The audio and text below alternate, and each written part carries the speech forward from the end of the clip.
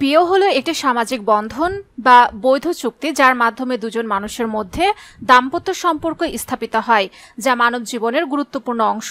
চারিত্রিক পবিত্রতা ও নিজ বংশধারা বজায় রাখার জন্য বিয়ের বিকল্প নেই। তবে যে কাউকে বিয়ে করার সুযোগ ইসলাম রাখেনি। ইসলামে 14 শ্রেণীর নারীকে বিয়ে করা হারাম। 1. নিজের মা। 2. দাদি নানি ও তাদের উপরের সবাই। 3. নিজের মেয়ে, ছেলের মেয়ে, মেয়ের মেয়ে ও তাদের গর্ভজাত কন্যা সন্তান। 4.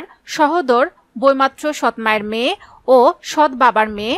5. বাবার সহোদর বোন এবং বাবার বৈমাত্রীয় এবং বৈপিত্রীয় বোন।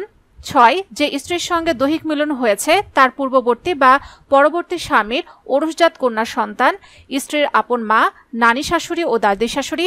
7. মায়ের সহোদর বোন এবং মায়ের বৈমাত্রীয় ও বৈপত্রীয় বোন। 8.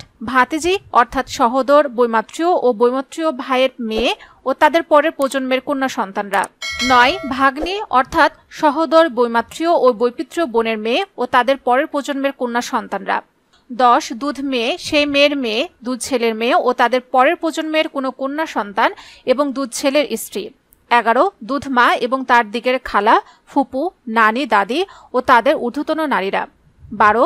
দুধ বোন, দুধ বোনের মেয়ে, দুধ ভাইয়ের মেয়ে এবং তাদের গর্ভজাত যে কোনো কন্যা সন্তান, অর্থাৎ দুধ সম্পর্ককে রক্তের সম্পর্কের মতোই গণ্য করতে হবে। 13. ছেলের স্ত্রী।